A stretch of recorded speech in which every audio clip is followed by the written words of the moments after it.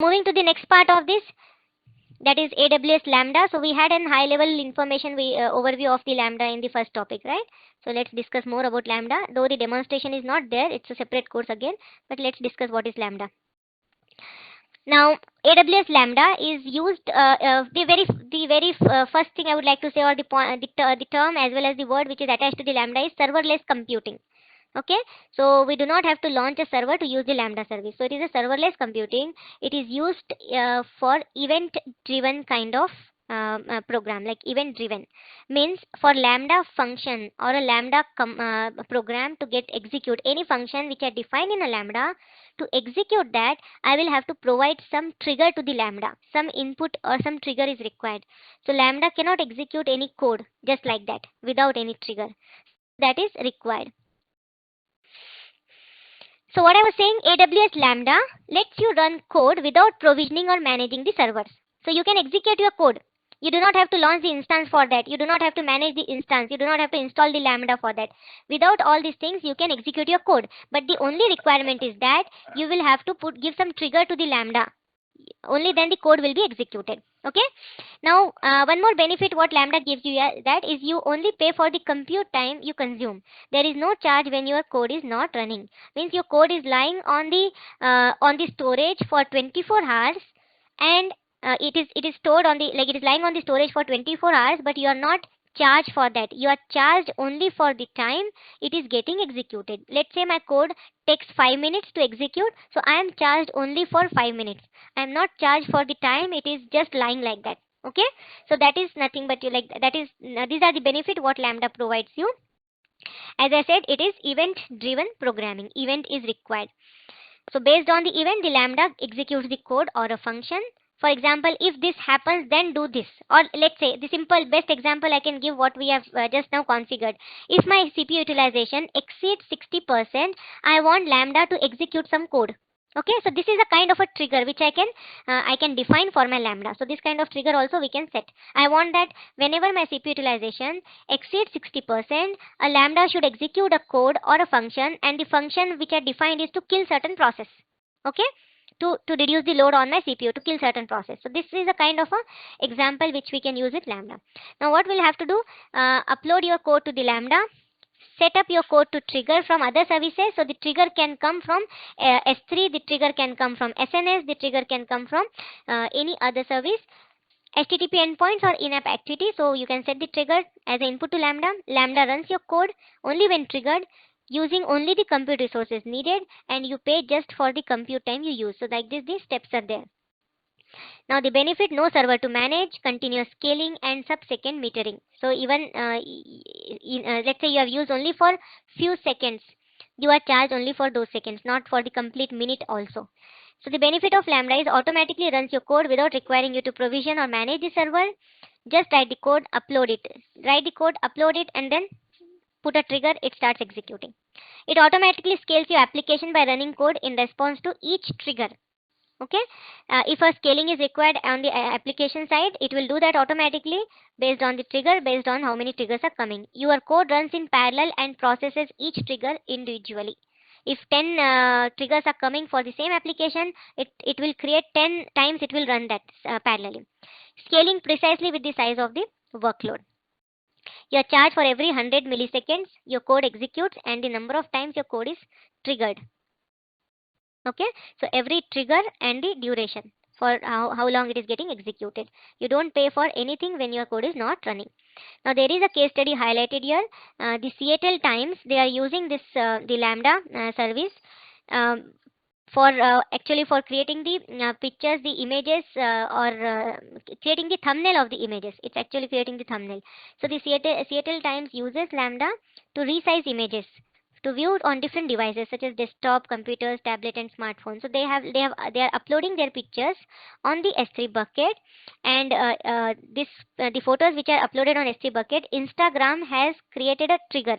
Instagram has created a trigger on the S3 bucket, which will be acting as a trigger to the Lambda function, and Lambda will start the code, will start executing the code, and that code is to create the thumbnail for the images what Instagram has uploaded on the S3 bucket. So it will create thumbnail, and then it will After the thumbnail is created, it will send those images on the different devices.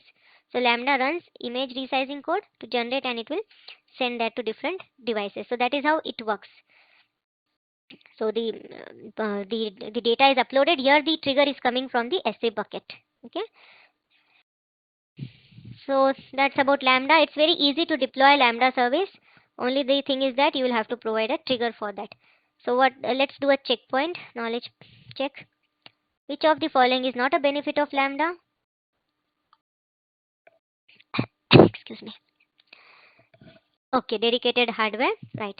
So let's go back and let's see. By this time it has, yeah, now can you see all? See, one more instance has been launched. Okay, my existing instance, if I go to the activity history, see, waiting for instance warm up. So it is in the process of getting initialized right now. And if I go to monitoring,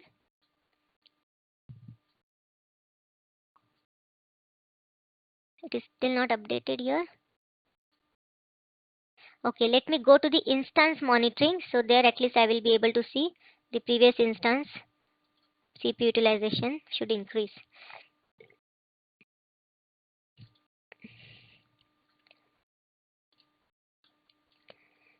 Okay, 5 minutes not over, I guess. After 5 minutes only this will get updated. So we will have to wait for a few more minutes. That's the reason it was not highlighted in the auto scaling also.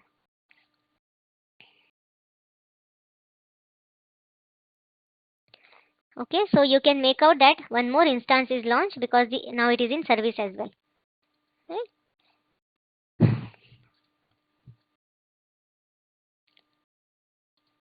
Okay, so that is how we launch the instance behind. Can we check it from PuTTY console using top? What to check in PuTTY console? Okay, you mean to say the top command you're asking? Are you talking about the top command logo?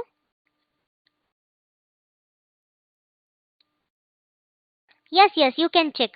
You can check, but right now I have to open another session for that, because on that session I have executed the command ec2-user.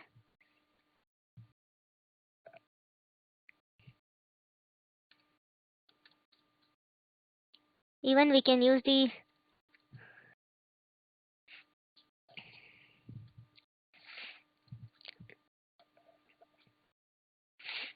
you can see the utilization is increased here also. Okay, the utilization is increased. You can use the commands within the operating system and you can see the utilization. Okay, see, load average, it has gone to 70%. Fine. So I'm just quitting here. Yeah. So we can see there also, because there it takes some time, the CloudWatch metrics, because we selected the basic monitoring. If we take the advanced one, the frequency is 1 minute, but basic it is 5 minutes. So after 5 minutes it will get updated. So we'll come back. Okay. But anyhow, you understood that it has been launched. One more. Fine. Now moving to the next. Yeah. Any insight as why serverless computing server is named as Lambda? Okay. The word Lambda, I have no idea on that. Why these words are taken.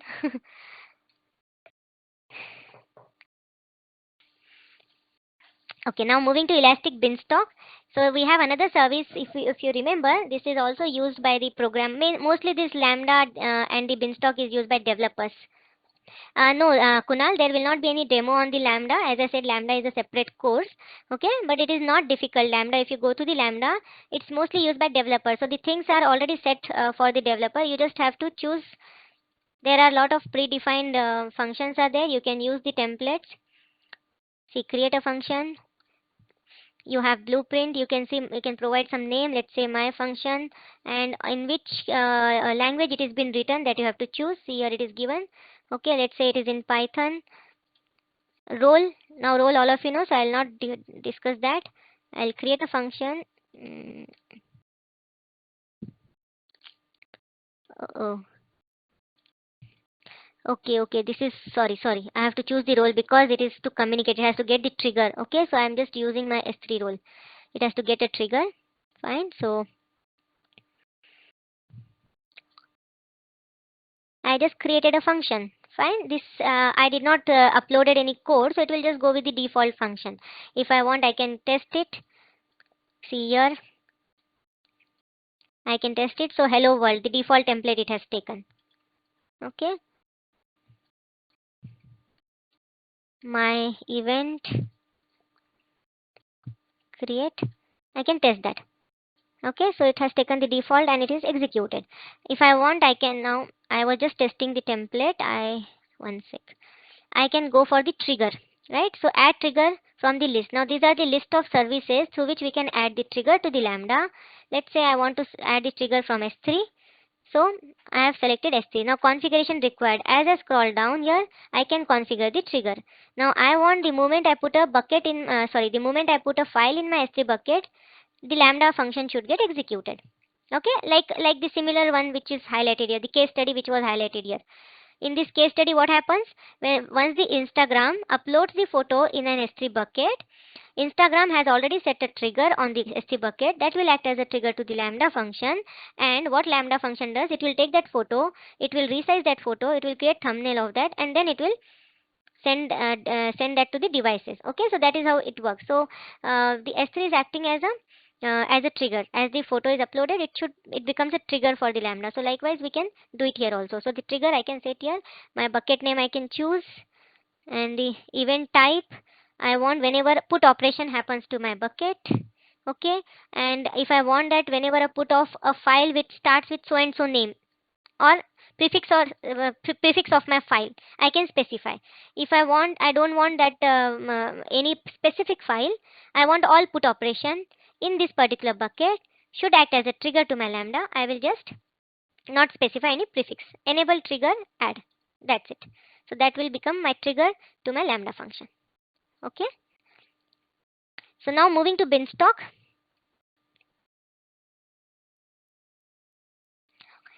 AWS Beanstalk is an easy-to-way service for deploying and scaling web applications and services. So it is another service which is again used by developers. As a developer, I have written a program and I want to execute it. That is my requirement. That's it. I just want to execute my program. I just want to test my code. So what I will do, I will use Beanstalk, wherein I do not have to worry about the deploying of any underlying infrastructure. By using Beanstalk, it will be just a 3 steps for me. I will have to upload my code. I will have to choose the corresponding runtime environment and the compatible runtime environment, and I have to run that. That's it, only 3 steps. So it is simple, very easy to do, mostly used by developers, and it's a free service. But you are charged for the service Beanstalk launches. Okay, otherwise Beanstalk is free of charge. Now the benefit that Beanstalk gives, it is impossible to outgrow because it automatically scales your application based on specific need using easily adjustable auto scaling settings. See, when we talk about the managed service, mostly the scaling and availability part is taken care by Amazon. It is fast and simple to deploy because you do not have to create all the underlying infra which is required to execute a code. Developer productivity provisions and operates the infrastructure and manages the application stack. So developer productivity will get increased because you are just it hardly takes time to execute your code. That is one thing. Second thing, that you do not have to worry about the underlying infra part. Okay, so you can in a short span of time you can just execute your code. You can deploy your code. Beanstalk will automatically take care of okay, fine. So Beanstalk will automatically take care of not just installing the server, even operating system, the packages, the libraries, everything that will be taken care by Beanstalk. So you can use the Beanstalk for deploying the executing the code. Lambda and Beanstalk are useful to, yes, that's what Muthu I said. Lambda and Beanstalk, the services are used by the developers. Okay.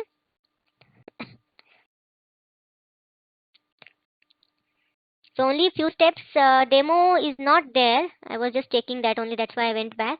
Demo is not there, but it is just like I showed for Lambda. It is very simple. You have only few steps. First, you select the Lambda service. Then this select your platform. Upload your code, or you can go with the sample code if you do not have, and then create it. So it will automatically deploy all the whatever instance, the security group, the storage, the EBS, everything. It will take care of its own. Okay, so I will quickly show you Beanstalk. If you see, okay, let me see the answer. What was the question? What is the primary purpose of Beanstalk? Deploying and scaling web applications. Yes, correct. Okay, so quickly I'll go here. Application, so you can click on the action, create one now. Web server environment, select. Now here you can select the application name, you can specify the domain name. Okay, basic configuration on which platform you want, sorry, on which platform you have written, so you can choose the platform. Okay, as I said, you can upload your code if you have, or you can go with the sample. Fine, and create the environment. So it's very simple, because it is mainly focused on the developer, like platform as a service. It comes under the PaaS category. Okay, so if you see any service which comes under the infrastructure as a service, that is, the many steps are there, but PaaS category, it's very simple. Okay, fine.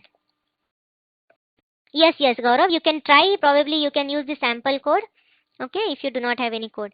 Now where we were? Okay, we were there in our auto scaling, right? So we will go back to auto scaling. We will check whether it is updated, the monitoring part of that.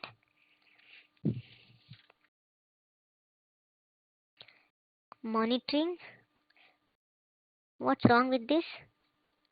Oh, here it is giving auto group not enabled. It is not even doing the basic monitoring. Something somewhere is below our cloud metrics. First selected, click on the graph and expand. That's correct. That is correct. That it will refresh. Yeah, Muthu, you are on. You are correct. What happens? So it will refresh. So what is happening whenever we are coming? It's like immediately after 5 minutes we will be able to see that, and again it gets refreshed. It's correct. Okay, but anyhow we understood. Now see, one more, it has launched.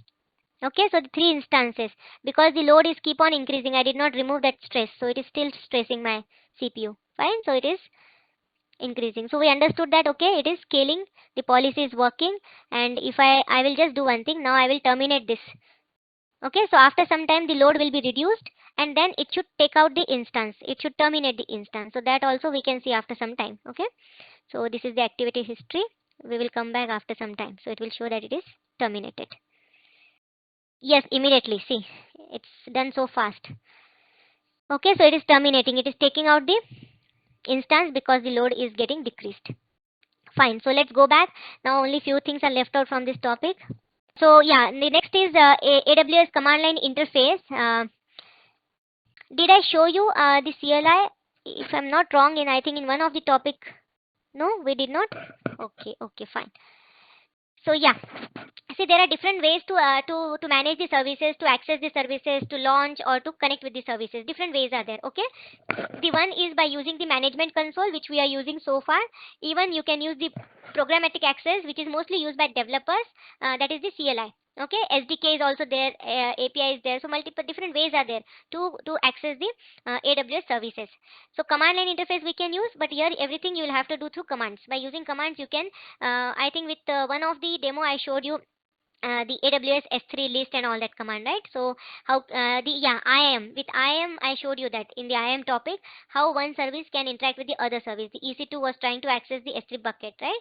So that we have seen. So that was actually the command, the CLI mode I was using to access the service. So likewise we have multiple commands for each of the services which we can use, and we can use the services or access the services in the command line interface. So this is nothing but programmatic access. Now how to use this? See, if you are launching a EC2 instance and that is also of the type Amazon Linux, the AMI what you have chosen is Amazon. See, this is all this are getting terminated. All my instances, the auto scaling group is terminating. So that's why I am logged off. Okay, so what I was saying, if all your whatever instance you have launched is of the type Amazon Linux, okay, by using the AMI Amazon Linux, if you have launched, by default it will come with the commands, CLI commands are by default installed in this kind of instance or in this kind of AMI. So what you can do, immediately you can start using those commands. You do not have to install it. For example, all the commands starts with AWS S3 LS. Okay, I do not have credentials, so I will have to quickly attach a role. Let me just go back. Here I will refresh to show you. See, terminating, you can see, and the instance. So one more instance is getting terminated. Okay, I will go to IAM. and I will have to attach. Okay, why I have to go to IAM? I already have a role created, so I will directly go to EC2 because already I have a role. I just have to attach it to my instance. So this is my running instance. Click on action, settings, attach or replace IAM role, and I have a role. Yeah, role S3 read only. Let's just attach it, apply. Yes, let's check.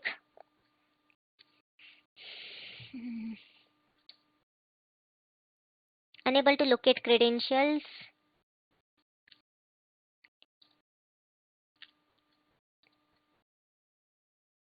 AWS configure I have to do. Why it is not able? See, if it is not able to locate the credentials, I have to provide my access key and secret access key. Okay, so that for programmatic access. Oh, I made a mistake here. I am using a different. I guess this is 172.31.84.6. Let me just check 81.6 whether this is the IP. Oh, sorry. I just attached to a different one. That's what I was wondering because default it will come with that. So I will have to attach it to this. I'm logged into this instance 84.6. Yeah. So I will have to attach role, apply. Yeah, now it's done. So I guess it should work. Yeah. So you can see it is listing all my buckets which are there in S3, right? So what I was saying, since this is a instance which is launched by using Amazon Linux AMI. Okay, so that by default it will be having all the command line tools installed. If suppose it is not there, I will have to install that. Okay, so what I can do, and in Windows also if I want to use, for that also I have to install. So what I did in my laptop already, I have done that installation. So you will have to make a Google search AWS CLI installer for Windows. If you make a search, it will direct you to the page. From there, the Amazon web page. From there you can download for Windows. Oh, sorry, not this. This is not the correct link. Yeah, this one. This is a document. Yeah, it's there. Yeah, so we have a link here. So this is the one which you have to use. Download the CLI installer for Windows. Once it is done, okay, I will just copy and paste this in the chat window. Once it is done, in the Windows DOS prompt, you will have to use AWS configure. It will prompt you for access key and then secret access key. Now all of you know where is the access key and secret access key given. Why it is taking time? That access key and secret access key you have to paste it here. As I have already done that, that's why I'm not pasting it here, but you have to go to IAM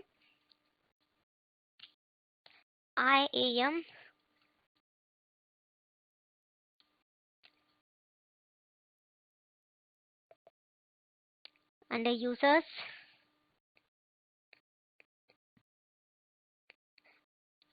If you select user, you have here, you can see the access key. Okay, so you will have to choose your access key and secret access key, select and then copy and paste it here. Specify the region. If this is what is highlighting, you can just go with the default one, and then you can specify the language. Once this is done, once the configuration is done, you can start using the commands at the prompt. Whenever we create a user, it will highlight the access key and secret access key, and if you remember, there is a .csv file. Okay, so we are supposed to download that. I was just showcasing you here, but it will not show me the other key. So we will have to download that file once while the user is while we are creating the user. It's better to download and keep it with you so that whenever we want to do this kind of configuration, programmatic access, we can use that file. Okay. So understood the CLI. How can we use CLI? So I'll just. So the same thing is highlighted that you have to install it, and you can, if you want, you can download for Linux also. Just you have to change the query AWS CLI installer for Linux, and you can install on Linux if it is not a Amazon Linux. Now the benefit that you can get when you are using the CLI is you can benefit in the sense everything you can do in the same way how you do it in the management console. Only difference is that you will have to use the commands for that, and you can generate a script also. Okay, in the CLI. That's why developers use this particular access. Now, alternative to AWS CLI, you have this particular URL. This is important from exam point of view. Just remember this 169.254, 169.254. This is used to obtain the metadata and user data. So we can access the user and metadata by using this URL. You will have to use curl command for that, CURL. By using curl command and this particular URL, you can get the metadata. Okay.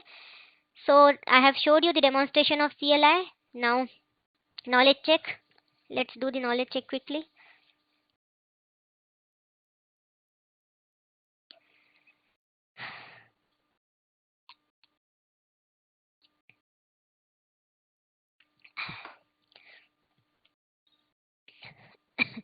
Okay, so to manage multiple resources through CLI. So the same way how you do it. If you want to get help for any service, you can type AWS S3 help. If you, sorry, AWS S3 help if you want to see all the options that are available. So it will show you all the options. Like this, you can get help for any service and you can use the CLI mode. Next question. Which URL do you use to get metadata or user data from a running instance? That is 169.254. Remember this important one. Now, practice assignment you have to launch 2 web servers and configure the ELB. So take up this practice assignment, launch the web server, and you need to configure the ELB. So we have done this kind of example. You can just do the hands-on. Now, key takeaways. You can read out about this also. I'll switch to quiz. Let's do a quiz. I'm not repeating the things because already we discussed. That's why I'm not repeating the key takeaways and the best practices. It's better you read out from your end. When you deregister an AMI, okay, which of the following is true? I guess deregistering we have not. Okay, did we do the deregistering of AMI? Can anyone confirm that? But other day we created AMI, right?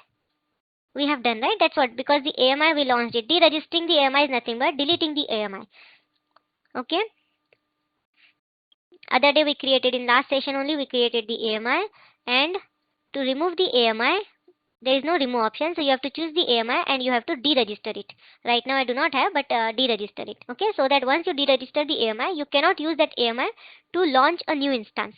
After some time, that AMI will be removed from this dashboard. Okay, that is deregistering. So when you deregister an AMI, which of the following is true? The AMI and root volume snapshot are deleted. When the word root volume snapshot, root volume is specified here, it indicates that you have used this AMI. See, AMI will also have a snapshot. Okay, whenever I'm creating a AMI, that will also create a snapshot of that. And whenever I'm deleting the AMI, the root volume snapshot, what it says, only the AMI is deleted. The snapshot of the root volume persists, as do any instances launched from the AMI. As I delete the AMI, the snapshot which is created or which is attached to the AMI will also get deleted. But here the root volume is nothing but, by using this AMI, I have launched a new instance. Okay, so that instance will have a root volume, so that root volume is not deleted. That root volume will remain as it is. Okay, by using this AMI when I'm launching an instance. But otherwise, when you remove AMI, whatever snapshot was there as part of that will also get removed. Okay, moving to next question. Which EC2 family is suitable for CPU intensive applications? Easy to answer? Yes, very easy to answer. So by looking at the name, you can make out C for compute intensive, right? Okay, which EC2 family is suitable for memory intensive applications?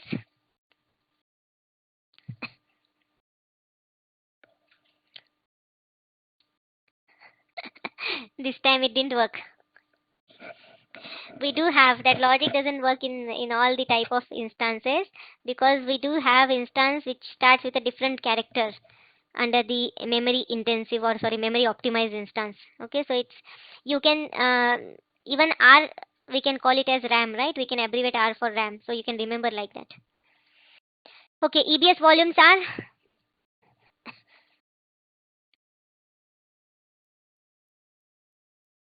yeah, so it is block based storage. Block based storage, EBS, EFS, elastic file system, elastic block storage. These both are EBS, that is block based storage. Block based, someone asked me this question at the beginning. Just I will give one small short answer, but again we will discuss in S3. So block based storage allows you to install the operating system, allows you to create the database, allows you to create the file system, the block based storage. Okay, object based you cannot do all these things. Block based you can do it. Can you detach EBS volume that are not the root volume without stopping the instance? Okay, so it is possible. Additional volumes we can attach and detach it, not the root volume, because that has the operating system.